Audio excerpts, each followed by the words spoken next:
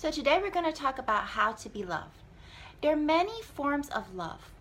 The love for the self, the sexual enticing love between a man and woman, the love between relationships of friends and families and loved ones, the love for forms, forms as in the love for the five senses, and the most important, our love for God.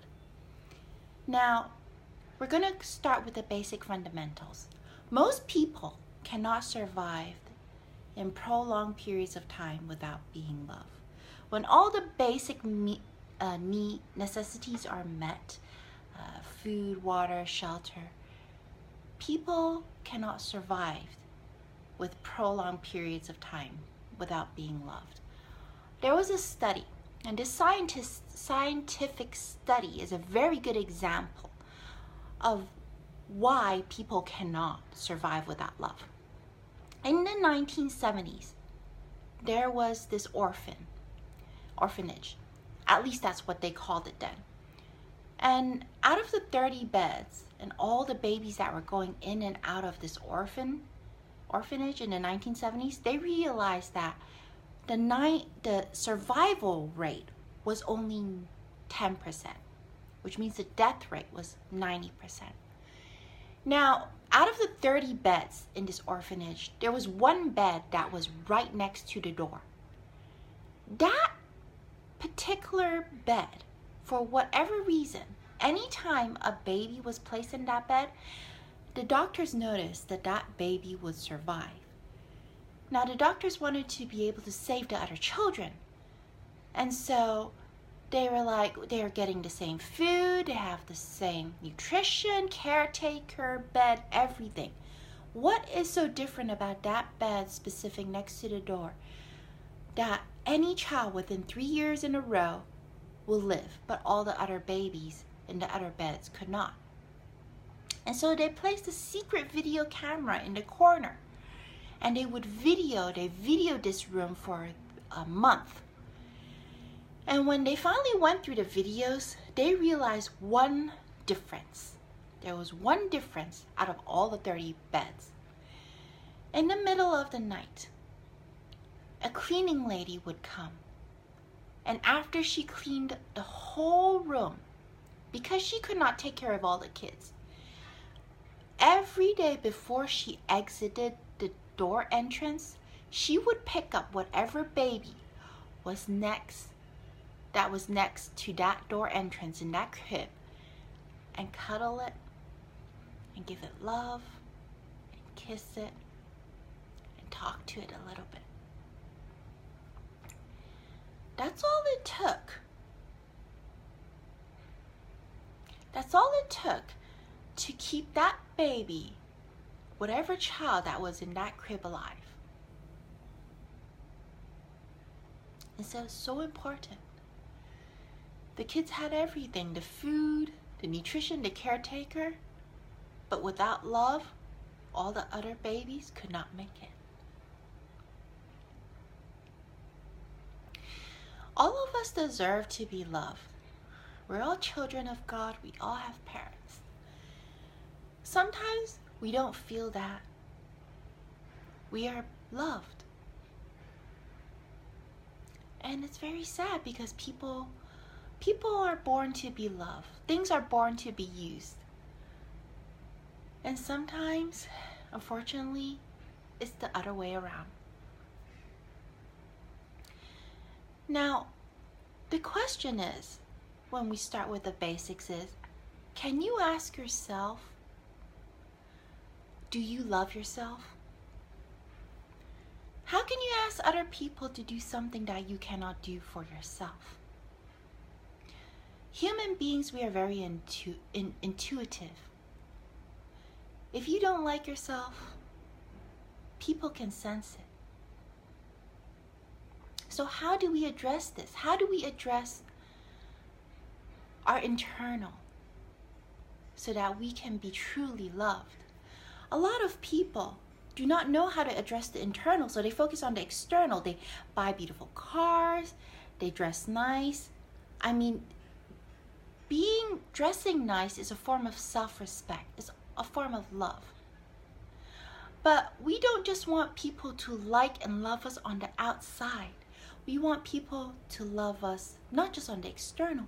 What we really want is for people to love us in the internal. What we want is balance, not so much focus on the love for the outside. We want people to love us truly for who we are in the inside.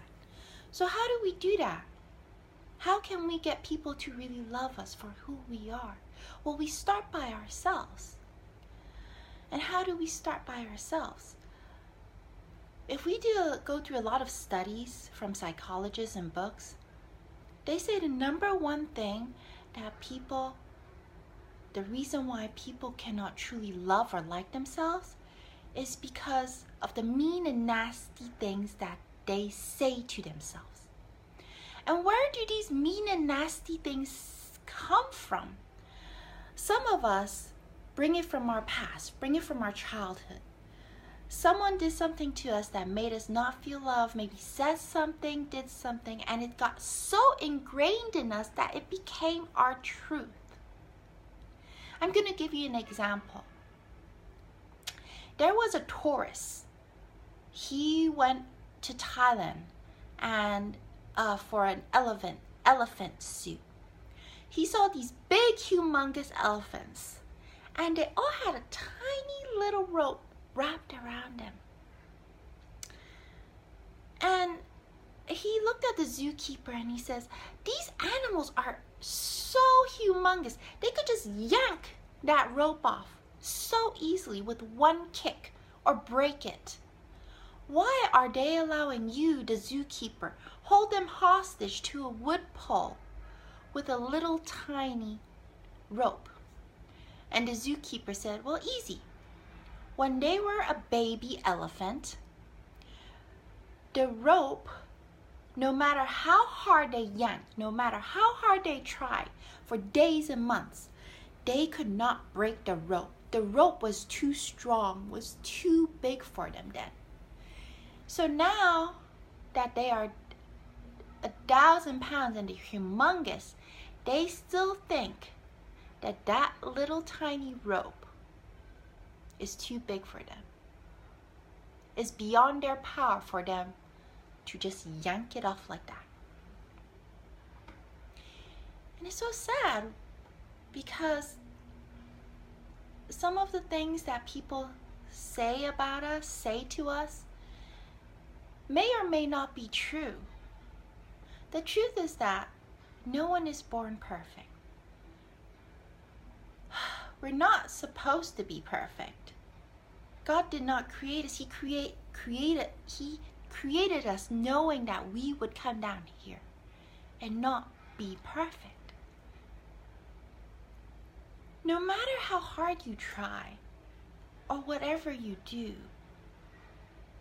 people are going to like you and people are going to dislike you. You can try your best, but regardless, I've noticed that sometimes you just can't avoid criticism. But the thing is, we know that, but how do we associate ourselves with other people's perception of us? Are we trying our best? Are we living in integrity? Are we being the best we can be? You know, we know ourselves. But first of all, we must go inside our internal and understand that we deserve to be loved. Don't focus on the things that you don't like about yourself. These movie stars in Hollywood, they're gorgeous, they're beautiful. They're so stunning. And yet, when people interview them, there's always one thing that they always focus that they don't like about themselves. Maybe their abs, maybe their arms, maybe they're like something about them they want to make a change. But they're beautiful, they're gorgeous. Can't they see how wonderful they are? And that's what I mean about really finding the beauty inside of you. And when you find the beauty inside of you, and you start loving yourself from that beautiful person of who you are,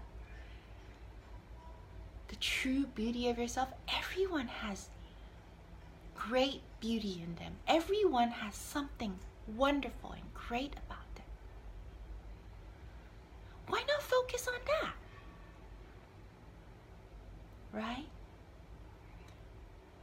And when you start to love yourself, say kind things to yourself more. Say kind things to yourself. Be kind to yourself. And the more you love yourself, the more comfortable you are with yourself, people will be more comfortable with you.